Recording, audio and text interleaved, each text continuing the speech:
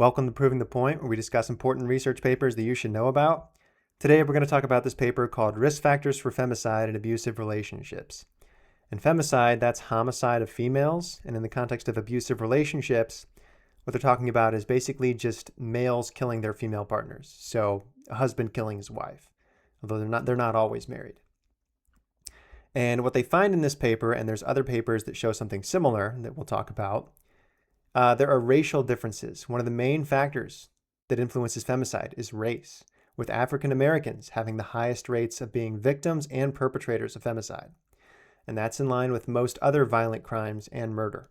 Okay, tends to be black people have the highest rates. Okay, along the same lines, white people are massively underrepresented in committing and being victims of femicide. So the racial differences are very important. And the reason that this matters is because in white countries, we tend to be importing millions, if not tens of millions, of third world people into our societies. And, in addition to Africans, there's other studies that we'll look at that talk about immigrants more generally. They tend to have higher rates of femicide, among other crimes. And so it makes no sense for us to be importing these people into our civilization, okay, if they're going to be committing crimes like this. So it's an argument against mass immigration and immigration more generally. We don't want these people here. There's no reason for us to bring them here. Along the same lines, white people are going extinct. We're being replaced in our own populations. That's happening for every single European country, as well as America, Australia, Canada, New Zealand, you name it. And one of the reasons that we're being replaced is because of mass immigration, as we mentioned, but this is coupled with our low fertility rate. So white people, they're not having that many kids, although there's some evidence that might be turning around, thankfully. But white people are generally having few kids. And one of the reasons they're not having a lot of white children is because of increasing miscegenation, where white people are basically breeding with non-white people. And then, of course, their kids are non-white. Okay, so that basically detracts from the fertility rate of white people. So in order to argue against miscegenation, we have to show that relationships between whites and non-whites are not as successful as relationships just between whites. And one of the arguments for that is that people who enter relationships with non-whites, they're more likely to be victims of abuse and ultimately even femicide. So if a white woman marries a non-white man, she's more likely to be killed. There's other studies that have looked at that, and this study provides evidence of that too. So if we're going to boost our fertility rate, we need to limit miscegenation. If we're going to limit miscegenation, we need to put forth arguments like this, that, entering into a relationship with non-whites is more likely to get you killed or abused. Okay, you'd think that would discourage miscegenation. So ultimately, it's about boosting our demographics and our populations so that way we can retain power in our own societies and prevent our replacement. That's the reason this paper matters. Okay, so now we're going to talk about what they did and what they found. So what they did in this paper is they took 220 cases of intimate partner femicide, and they identified friends and family of the victims, and then basically surveyed them and asked them questions about the victim and the perpetrator. So this is things like, what was the perpetrator's race?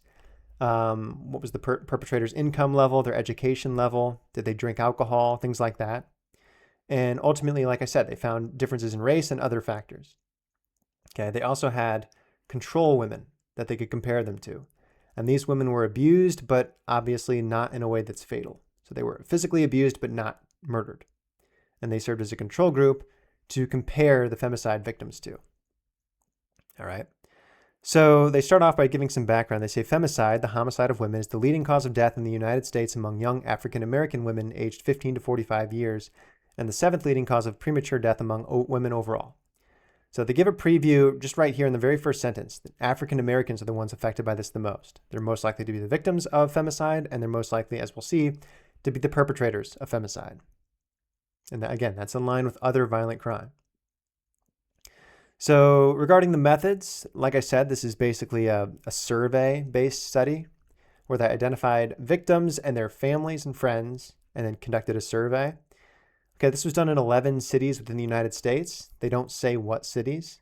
That's probably the critical flaw in this study, is we don't know the demographics of their study population. And so therefore we don't have anything to compare their results to. So like if they looked at cities that were 100% black, and then we see that the perpetrators of their crime were 100% black, well, that's not surprising because that's the demographics of the population. Okay, but we don't know the demographics of their specific population. But given that it's 11 different cities in the United States, the odds are that it does a pretty good job of recapitulating the demographics of America more broadly, okay, in which blacks are 13% of the population and whites are about 58% of the population. Okay, so keep that caveat in mind.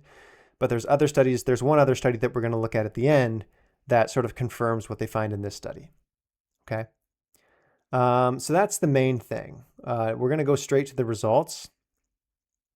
We're going to go to this table. Their first table, this shows the characteristics of the victims and the perpetrators of femicide. And the way that it's set up is there's two major columns. There's this left column with the victims, and this right column is the perpetrators' characteristics. And then within each of those, there's the two sub-columns, which are basically the abused but not murdered control group and the murdered women, the victims.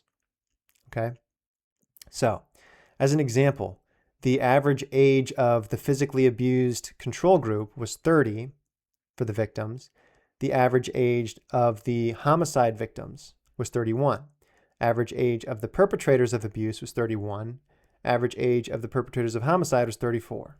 Okay, so that's just an example of how you understand this table. But we're mostly interested in this next set of rows, which is the race and ethnicity. Okay, the number in parentheses is what we really need to focus on. That's the percent.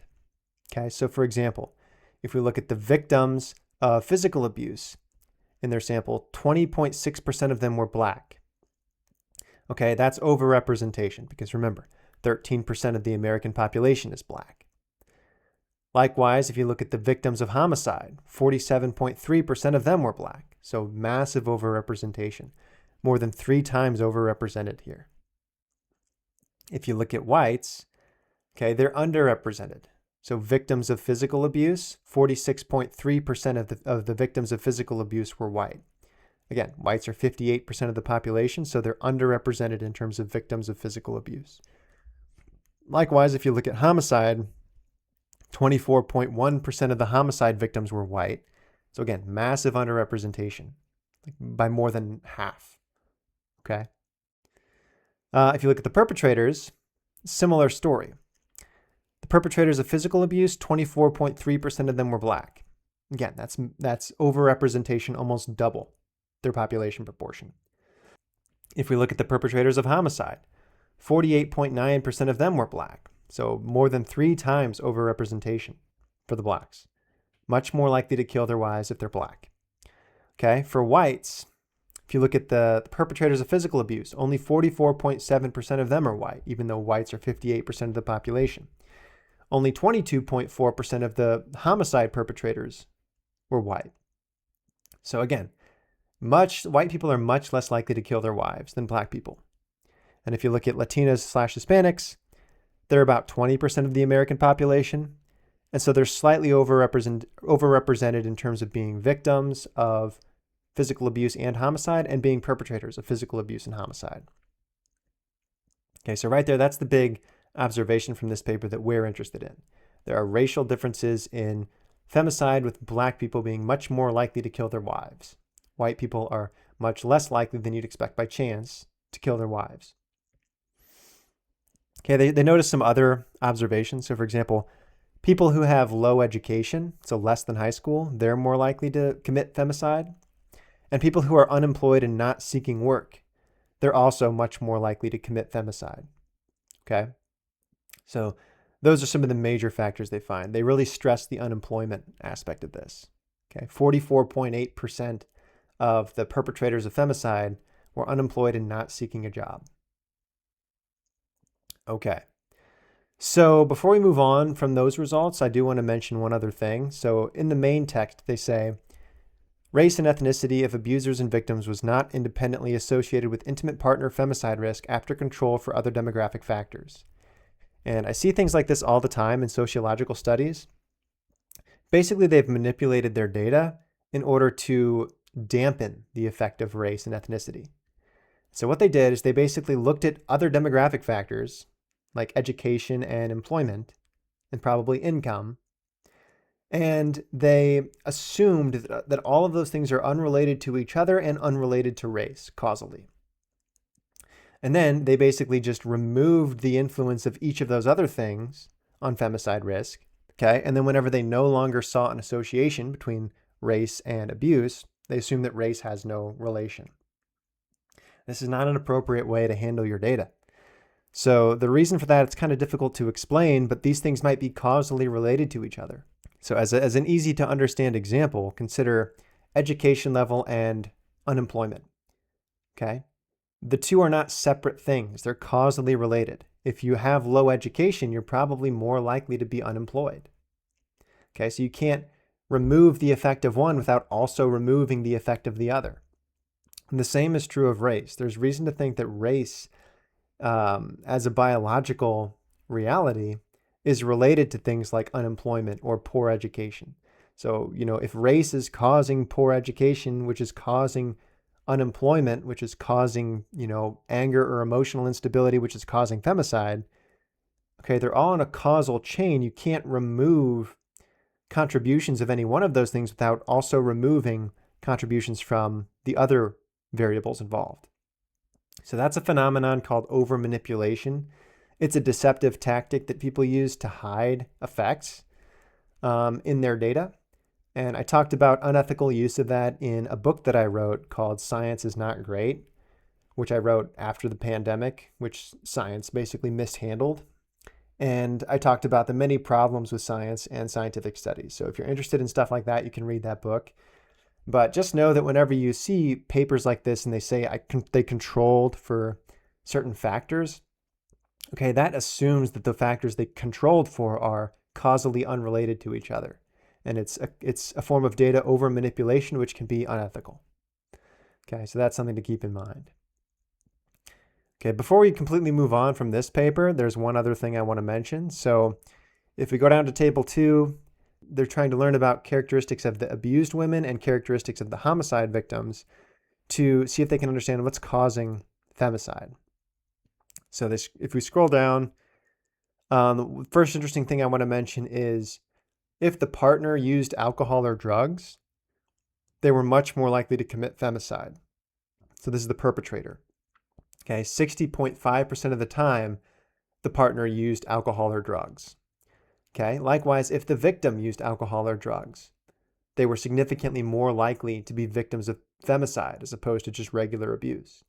And so what this tells you is that alcohol and drugs, they don't make for a good relationship. Okay, they promote conflict. So it's kind of obvious, but it's just another reason to avoid these things. Another interesting point is that, femicide doesn't just occur in a vacuum. Oftentimes it's prompted by something that the woman did. I'm not saying that femicide is the appropriate response, but again, it doesn't just happen uncaused. So they talk about triggers of the femicide. And the 3 major triggers that they find is jealousy, the woman leaving, or the woman entering into a new relationship, which could include infidelity, she cheating on him. Okay, and again, this isn't to say that the appropriate response to a woman cheating is to kill her, but it's been known in human cultures across space and time that cheating leads to jealousy, which leads to violence and conflict. Okay, so now the reason this is important to point out is because infidelity rates are increasing. So I think it's plateaued a little bit now, but it's been increasing for decades and it's increasing faster among women. They're cheating more often and they're more promiscuous, they're hypergamous. I think anyone who's witnessing Gen Z and millennial women understands that women are extremely sexually active, they're extremely promiscuous, and what this does is it creates conflict. It creates jealousy, right? It's disloyal. It creates aggression and anger, and it leads ultimately in many cases to violence. So this is another thing that we don't want in our civilization, and women, they need to take a little bit of responsibility in here. Again, I'm not saying that the appropriate response to their sexual promiscuity is to kill them, but they should expect repercussions whenever they do things like that.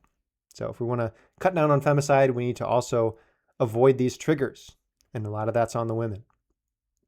Okay, so they're not totally off the hook here. Okay, so you might be wondering, is this just one paper talking about the relationship between race and femicide, or are there others? And the answer is that there are others. So now we're going to look at this paper briefly. So this is a review article that covers many papers on the topic. And they look at factors other than just race. In fact, race is only one small part of what they look at. Okay, but we're going to scroll down to that portion now. And let's see. So right here, we're going to read most of this. So again, they're talking about intimate partner violence. They say, the prevalence of various racial and ethnic minorities has been discussed in the field of intimate partner violence, but only a few studies have investigated this issue in a pure population of heterosexual couples with male offenders and female victims. They say this study here, it reported high percentages of African American offenders, 25%, which is significantly higher than the percentage in the general population of the study area. Again, that would be 13% in America. They say this is contrary to reported results of a different study from the same region. Okay. So, but then they say in other studies, other U.S. studies, high percentages of offenders were identified as African American. And this is a typo on their part. It should say 48.9%. Okay, that's the study we just read. Then they say in Australia, a study done by Boxall et al. Also recorded high percentages from indigenous populations, Aborigines. Okay, in studies primarily from Scandinavia, offenders were more often migrants compared to the general population group, or there was increased representation of migrants in the femicide perpetrator sample, although clear comparisons with the general population were not provided. Well, I looked at those studies. The comparison with the general population is provided, and they say that the migrants commit sexual assault, or rather femicide, 4 times more than you'd expect based on their population proportion. Okay, so again, why are we bringing these migrants into our countries? It makes no sense at all. They should be kicked out. They should not be welcomed here. All right, they say a study from Israel showed increased representation of Ethiopian migrants in the sample of femicide offenders. So even in Israel, even in a non-white country, whenever you import black immigrants, they're more likely to commit femicide. Okay, so it's not like it's white racism causing them to do this. They say this study reported that migrants who had been in Canada for a longer period, especially those with pre-migration trauma history, showed a higher risk of conducting femicide and also had a higher percentage of mental health issues. So again, immigrants into a white country, they're more likely to be killing their wives there. And it says, it seems to attribute this to trauma history. I don't really care what the cause of it is. I don't care what causes them to want to kill their wives. I don't think they should be welcomed here. Doesn't matter if it's genetic, doesn't matter if it's environmental. The fact that they have this attribute is reason enough to keep them out. And then they say, finally, some studies indicate that femicide offenders are more often migrants compared to other male homicide offenders. So what this review article basically shows is that it's often Africans and immigrants more generally that are likely to commit femicide. So again, why should we be welcoming them into our country? There's no good reason to. Okay, we don't want to replace ourselves with these people who kill their partner. Okay, and so that's the main thing I wanted to say about this paper. Like I said, the main reason this matters is because white people are being replaced in our own countries. It's probably the greatest injustice currently happening today. It's caused by mass immigration of immigrants who are likely to kill their partner. And it's caused by low fertility rate, which is in turn caused in part by miscegenation. Miscegenation is also more likely to end up in poor outcomes for the marriage, including, in some cases, femicide. So maybe in future videos, we'll talk about other dangers of miscegenation, because there's actually a lot of studies talking about the marital outcomes of miscegenation versus other relationship types. And maybe we'll talk about other crimes related to immigration. So thank you for listening.